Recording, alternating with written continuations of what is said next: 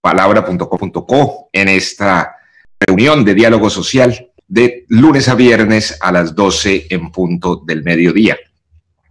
Hoy vamos a trabajar un tema, hoy vamos a dialogar sobre un tema que sorprendió al país ayer a propósito de la publicación en un debate en el Senado de la República sobre un video en el que el senador Gustavo Petro aparece recibiendo unos fajos de billetes, contándolos, guardándolos en una bolsa plástica en un acto de recepción de dineros que sin lugar a dudas se parece lo más posible a un tema de corrupción.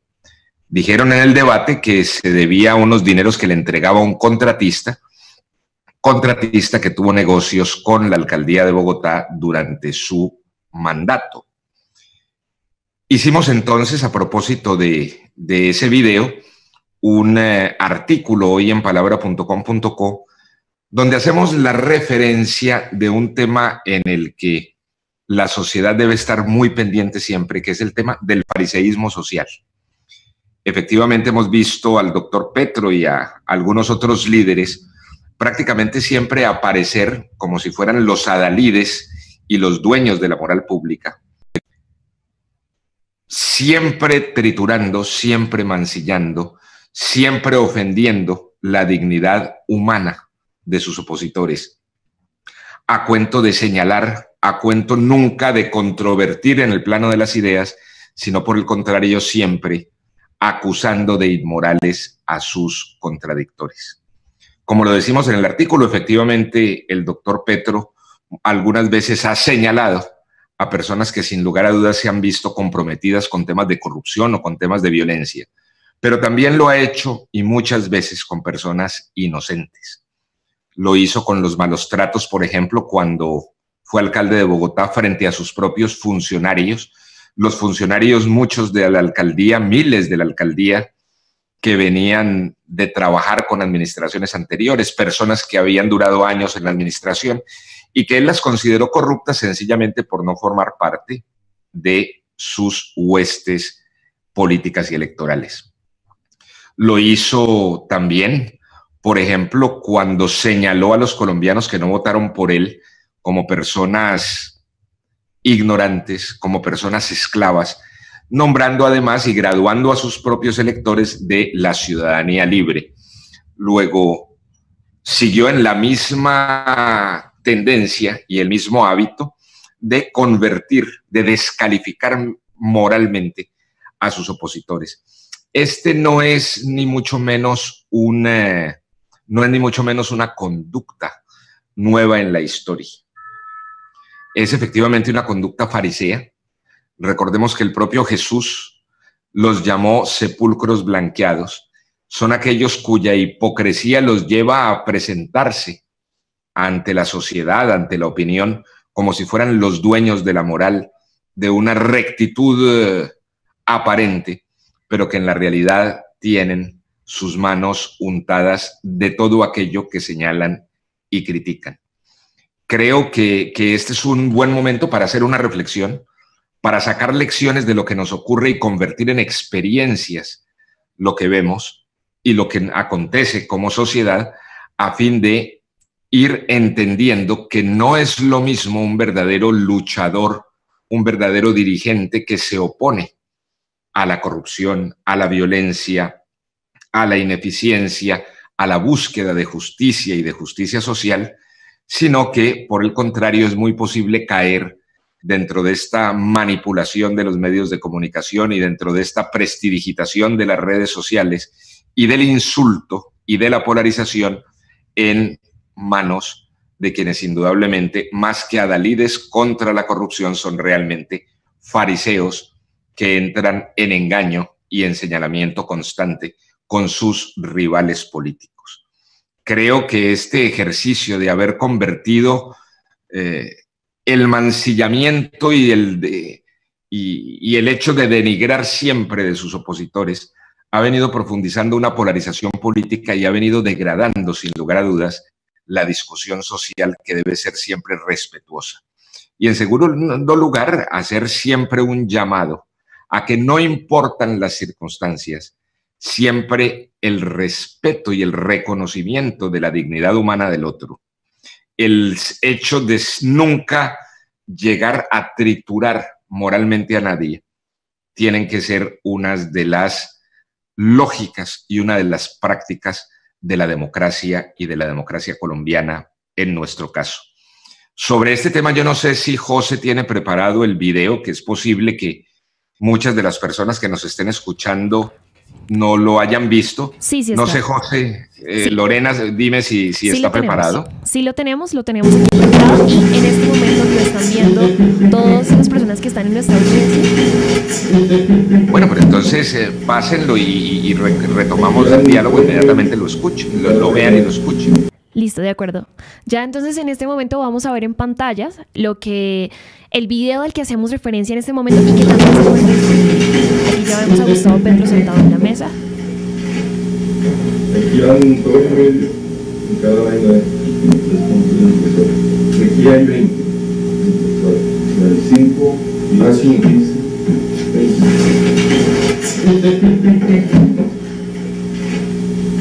Aquí van todos en medio, en cada vaina de aquí hay 20. Hay 5 y más 5. 20.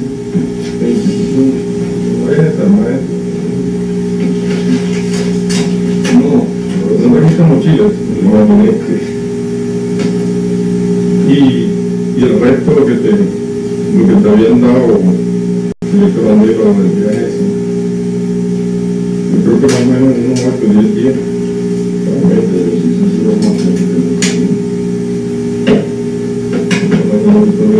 Esa vaina por ahí venía más resultado. Así como está, yo no lo toqué.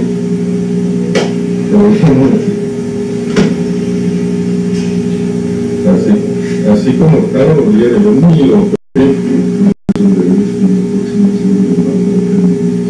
Pues sí, yo lo voy a decir, porque es un lío andar con esa vaina aquí, ¿no?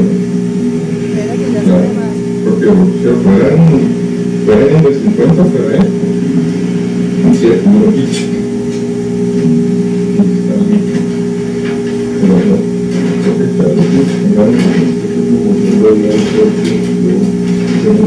está, así en esa vida. Perfecto, acabamos ya de compartir en nuestro diálogo social este video que, repetimos, fue divulgado anoche en el debate en el Congreso de la República y frente al cual queremos hoy compartir ideas y abrir el diálogo. Lorena, ¿cómo va nuestro diálogo de hoy? Bastante bien, de hecho, hay bastante participación. Edgardo Peña Arenas dice: hay datos concretos sobre actos de corrupción de Gustavo Petro. El problema es que quienes son testigos de estos asuntos no quieren involucrarse en una situación peligrosa a la hora de denunciarlo. Qué bueno que comiencen a aparecer pruebas de este estilo. Miguel Ángel Bianchi Hipólito pregunta: buenas tardes. Revisando la respuesta del abogado de Gustavo Petro, dice que el video es de 14 años, 14 años atrás. ¿Esto es posible? A ver, lo primero, efectivamente, es decir, hemos visto temas de corrupción en la administración Petro.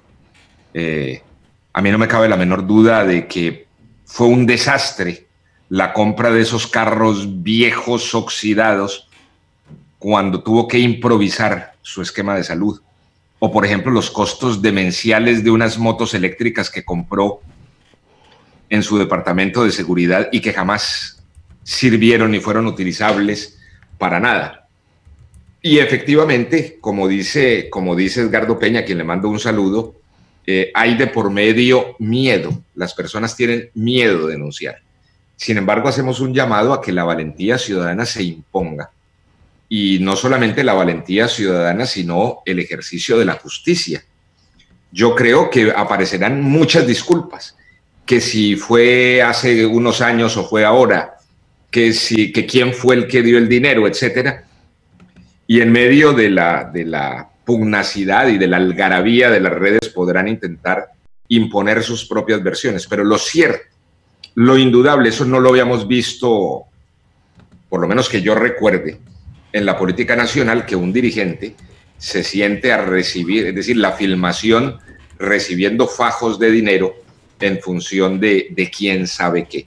Y salir a decir, como lo dijo ayer a través de un tuit, que se había tratado de un préstamo, pues es bastante sospechoso porque esos préstamos filmados clandestinamente, en fin, no son, digamos, muy creíbles para la población. Sin embargo, retornemos a la esencia del diálogo que queremos hoy plantear, y es la necesidad de que el fariseísmo deje de ser el protagonista de la política colombiana. Es decir, la lucha contra la corrupción debe ser un propósito de todos. La lucha contra la violencia, un propósito de todos. Pero no podemos permitir que esas banderas caigan en manos de quienes no tienen la autoridad moral ni la coherencia de vida para poder emprenderlas. Y mucho menos caer en el ejercicio de permitir que estas personas salgan con un machete en la mano a decapitar moralmente a las personas que se les opongan. Entre otras cosas porque se trata de hacer un llamado para que la política vuelva a ser una controversia de contenidos, de razones, de ideas, y no sencillamente un ring, ¿no es cierto?, un cuadrilátero de patadas, puños y puñaladas, porque eso, repito, y es lo que tanto insistimos en palabra.com.co, deteriora y denigra la democracia. Es muy importante saber siempre y ser conscientes, sobre todo los dirigentes políticos con responsabilidades nacionales, que no se puede convertir la política en un cruce de insultos, porque estaríamos reemplazando la necesidad de crear una cultura pacífica, democrática. Y todo esto tiene que ver, y lo digo como cristiano, con la necesidad de rescatar principios y valores que en este caso concreto de los videos de Petro sobre los que estamos hablando, principios y valores en relación con no robar o con no delinquir o con no entrar en actos de corrupción como dirigentes políticos, sino también con no convertirse en fariseos, en el sentido de mirar en los demás cómo atacarlos moralmente sin tener conciencia de sus propios actos.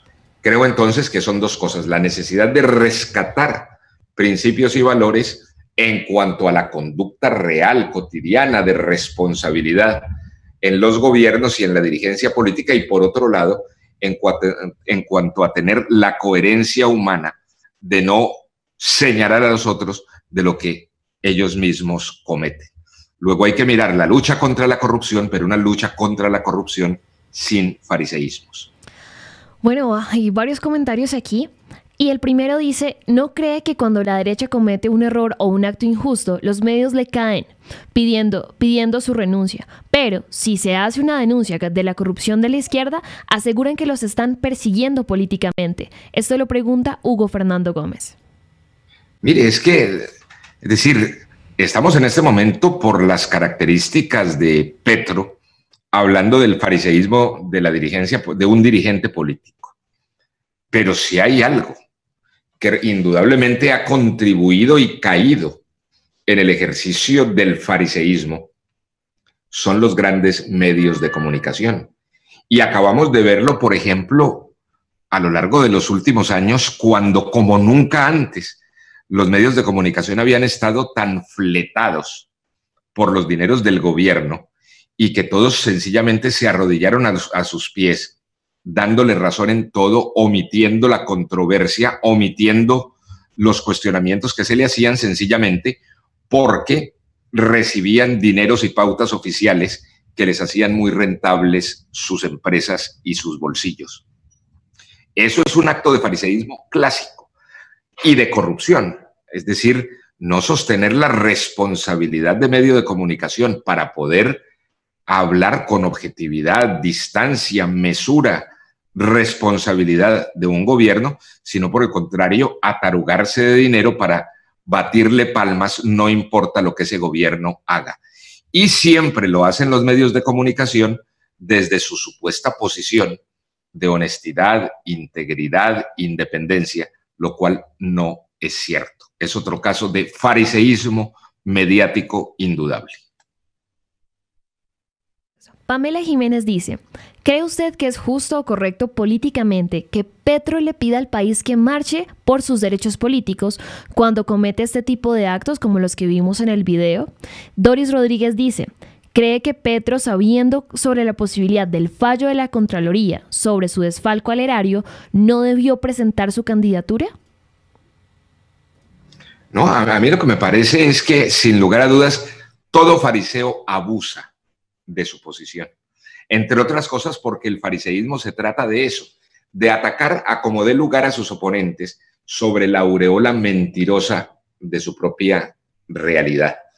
Efectivamente, Petro y muchos dirigentes que lo acompañan, senadores, etcétera, están en este momento aprovechando un momento de descontento nacional, aprovechando un momento de caos nacional que tiene que ver, entre otras cosas, con los actos de pésimo gobierno anterior que han generado injusticias económicas, proliferación de violencias en regiones, inequidad, para generar un caos, intentando triturar moralmente a la actual administración a cuento de cosechar sobre ese caos y cosechar sobre ese ambiente de descontento sus propios propósitos políticos.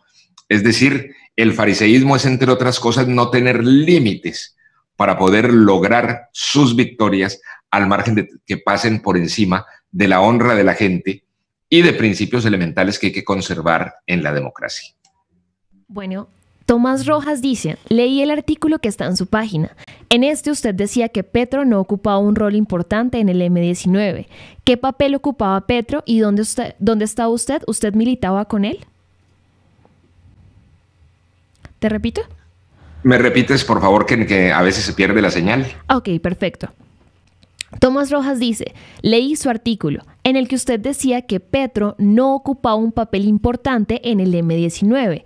¿Qué papel jugaba Petro en el M-19? ¿Dónde estaba usted? ¿Usted militaba con él? A ver, en el artículo nos referimos a un hecho que sin lugar a dudas no es cierto, que es una mentira, cuando en distintas entrevistas, aún en un libro que coescribió con una periodista sobre el tema del Palacio de Justicia, afirmó que Carlos Pizarro había sido un líder siempre de posiciones guerreristas dentro del M-19 y que ese paso de la paz había sido fruto más de sus esfuerzos porque él se había encargado de convencer a Pizarro de que había que hacer la paz. Eso nunca fue cierto. Realmente la persona que de principio a fin llevó las negociaciones de paz del M-19 fue Carlos Pizarro. Desde la primera reunión con el gobierno de Barco, en que estuvimos el 10 de enero de 1989, hasta el mes de enero, hasta enero-febrero del año 90, que se firmó la paz y se dio la desmovilización, todo eso lo condujo, lo lideró íntegramente Carlos Pizarro. Además, porque es un acto de vanidad gigantesco, porque como lo digo en el escrito, Petro no tenía el ascendiente al interior del M-19 como para decir que podía imponer o no imponer una política.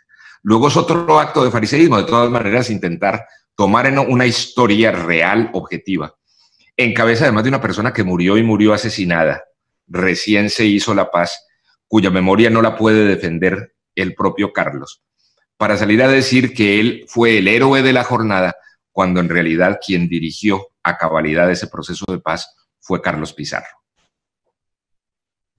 Dice, en el debate público actual es muy común que no se ataquen las ideas, sino a las personas. ¿Piensa usted que Petro cae en esta práctica atacando a sus contradictores y no los mismos?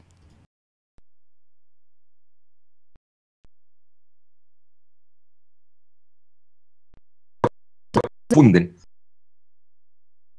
actual no controvertir ideas sino insultar personas.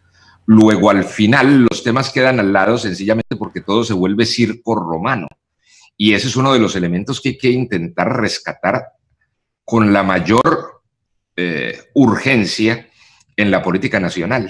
Uno ve que siempre los medios de comunicación, muchísimos dirigentes políticos, más que discutir, se dedican a insultar. Entre otras cosas porque ese ejercicio ha venido convirtiéndose en cultura social.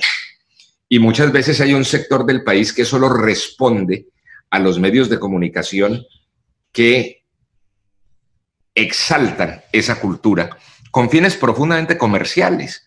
Entre otras cosas porque como los medios de comunicación se miden por ratings, por puntos, hoy por vistas y métricas en términos de las redes sociales, pues siempre la preocupación de los medios es ver cómo aumentan esos ratings y cómo suben esas métricas a fin de poder cobrar mejor en la torta económica de la publicidad. Luego, esa búsqueda afanosa de rating ha venido modificando y ha venido creando una cultura social del escándalo, lo que no es en clave de escándalo, de violencia en el discursivo, de insultos, de lo que podríamos denominar el circo romano, entonces sencillamente no prospera. Y los dirigentes políticos se han metido en la misma lógica.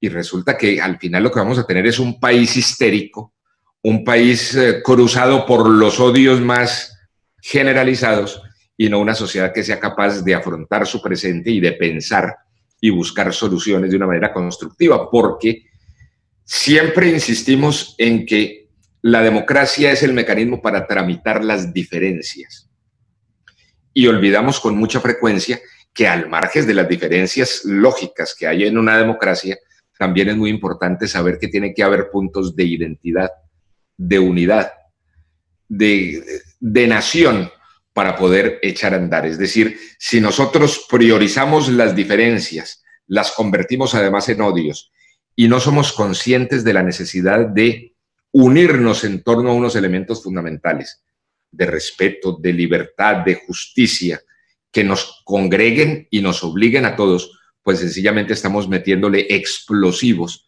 a la realidad política nacional. Tenemos una muy buena audiencia en este momento y es por eso que creo que también les podemos invitar a que ingresen a palabra.com.co a leer todo el artículo.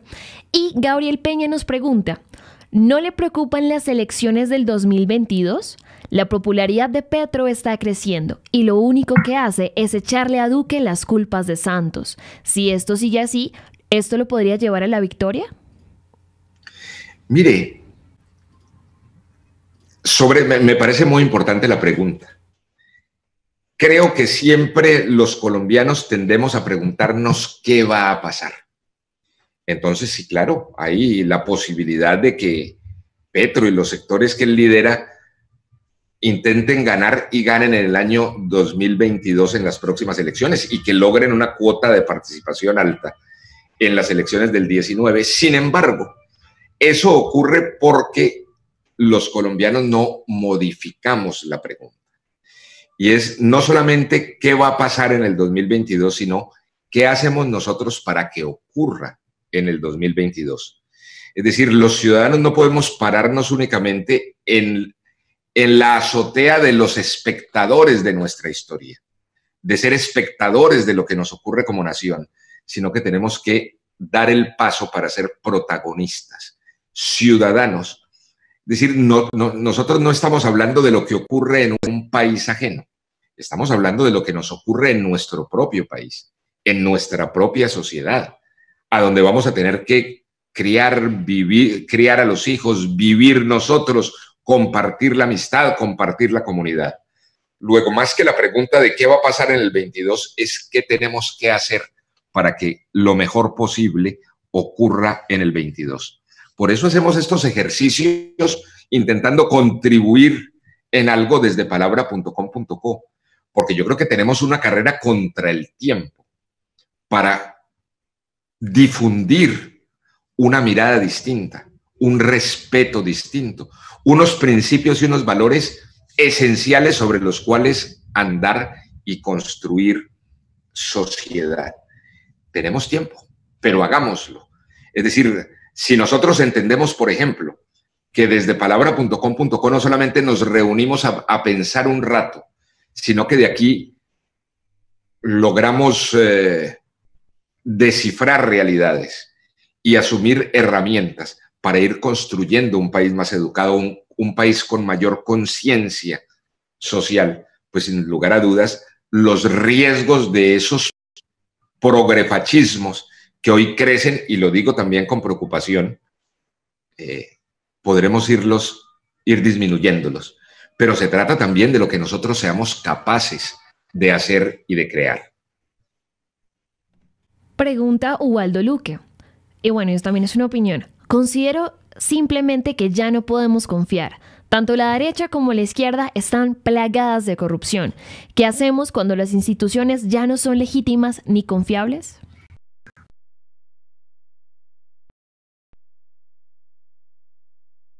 De que hay corrupción en la derecha y en la izquierda, en Colombia y en el mundo. Luego, más allá de las diferencias políticas que puede haber en un sector y otro, es imprescindible volver a lo que tanto insistimos nosotros, inclusive en nuestra condición de cristianos, y es en volver a profundizar en Colombia, en nuestra sociedad, los principios y valores. Los principios y valores no son ni de izquierda ni de derecha. Los principios y valores son esos fundamentos esenciales de la sociedad, sin los cuales la sociedad no funciona, léase teniendo una propuesta de izquierda o de derecha. El no robarás no es ni de izquierda ni de derecha. El respetarás a tu prójimo no es ni de derecha ni de izquierda. Los elementos de la convivencia, el respeto, el bien común, el reconocer y respetar la dignidad humana que asiste a todo ser humano, que está en todo ser humano, son elementos que no podemos deteriorarlos en la confrontación izquierdas y derecha. Esto tiene que estar por fundamento de todo. Entre otras cosas porque por falta de esos principios y valores universales, fundacionales, tanto la izquierda como la derecha se resbalan en la realidad de la corrupción y se resbalan en la realidad del fariseísmo y se resbalan en la realidad de la mentira. Por eso, nuestra insistencia. Después discutimos modelos económicos y después discutimos rectificaciones de la democracia, sin los cuales nada de lo otro tendrá consecuencias positivas. Mucho pregunta, si lo que hizo Petro no era algo oculto, ¿por qué fue tan efectivo? El que lo grabó, ¿por qué lo grabó? No, es decir, llegar nosotros a especular, que es un poco, no sería correcto. ¿Qué sentido tiene nosotros llegar en este momento a decir cómo se grabó? En fin, no lo conocemos. Lo cierto es que hay una grabación que es objetiva, que el propio Petro ha reconocido como real, frente a la cual ha dado una versión, la suya, pero el hecho objetivo está allí. Hay una grabación con unos dineros, una cuantía que se ve importante, de decenas o cientos de millones de pesos, manipulados en una bolsa plástica, en fin, creo que los hechos son protuberantes. Sobre esos hechos tenemos que reflexionar, sobre esa conducta tenemos que reflexionar. Yo me pregunto, ¿qué diría Petro si alguno de sus adversarios políticos hubiera aparecido en un video similar? ¿Qué hubiera dicho Petro de él? ¿Le hubiera aceptado la tesis como la suya de que estaba recibiendo un préstamo? ¿Habría dicho que fue una operación normal y que la grabación fue malintencionada? Es decir, les hago esa pregunta. ¿Qué consideran ustedes que hubiera hecho Petro con cualquier otro mortal que no fuera él? Y peor aún, si ese mortal hubiera sido de una opinión política opuesta a la de él, que hubiera estado en la realidad de esa misma filmación, recibiendo esa misma cuantía de dinero, metiéndola en una bolsa plástica parecida. ¿Qué hubiera dicho? Pienso que estas son las reflexiones que tenemos que hacernos. Como siempre, abrimos el diálogo a diferentes opiniones y creo que es pertinente contestar a esto. Luis C. Márquez dice, creí que el medio de palabra.com era imparcial.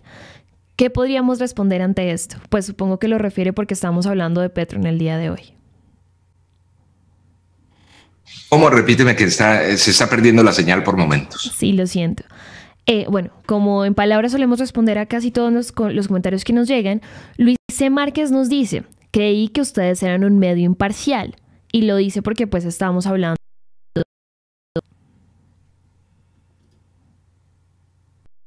No, es que yo no veo, ¿qué imparcialidad estamos nosotros desconociendo cuando sencillamente estamos hablando de un hecho concreto y de un video? Es un video que nosotros no filmamos, es un video que nosotros sencillamente, como todos los colombianos, vimos que apareció anoche en un debate en el Congreso de la República. Es decir, ya es un hecho público que gira en las redes. No referirnos, es decir, fíjese esa posición. Entonces, cuando los hechos dudosos corresponden a alguien político, ¿no? Entonces los desconocemos y decimos que ofrecerlos es caer en tolerancia y caer en la falta de imparcialidad. Pero cuando los hechos corresponden con los adversarios, entonces ahí sí se trata de independencia y de valor. Esa es una actitud absolutamente subjetiva que no contribuye a sacar el país adelante. Yo lo que sí creo es que, por el contrario, corrupción hay que atacarla, venga de donde viniere. Que la violencia hay que atacarla, venga de donde viniere. Que viene de la derecha, pues hay que atacarla. Que viene de la izquierda, pues hay que atacarla. Pero no podemos ser selectivos en cuanto a ciertas conductas frente a las cuales tenemos que unirnos todos. Porque una cosa es ser partidarios de un dirigente político y otra cosa es convertirnos en cómplices morales de esos dirigentes. Es decir, creo que esto es un llamado de atención sencillamente frente a lo que debe ser una conducta ciudadana en cualquier país del mundo. Responde Guillermo Amador, desde la perspectiva ideológica, cualquiera que no existe ningún medio imparcial, y es que no debe estar así. Elkin Ramírez dice, los colombianos nos dejamos utilizar por los políticos, ya que logran dividirnos unos para un lado y otros para el otro lado, mientras los políticos nos roban y acaban con el patrimonio de nosotros. Nos la pasamos peleando hoy en día y media Colombia odia la parte de la otra. Eso es cierto. Y uno de los elementos que tenemos que insistir constantemente es en la necesidad de superar esa polarización. Repito, bienvenido el debate público, pero tenemos que oponernos al máximo y sembrar la mayor educación posible para que los seguidores políticos no terminen convirtiéndose en cómplices morales de sus dirigentes políticos.